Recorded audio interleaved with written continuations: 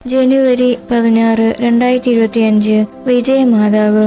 1628 ല റോസ്ലിയിലെ ഹുഗ്നോട്ട് പട്ടണം വിജയകരമായി പിടിച്ചെടുത്തതിന്റെ നന്ദി സൂചകമായി ലൂയിസ് 13 രാജാവ് അഗസ്തീനിയൻസിന് പാരീസിൽ ഒരു പുതിയ ആശ്രമവും അതിൽ വിജയശ്രീ മാതാവിന് പ്രതിഷ്ഠിച്ചിട്ടുള്ള ഒരു ആരാധനാലയവും പണിയുന്നതിന് പണം നൽകി.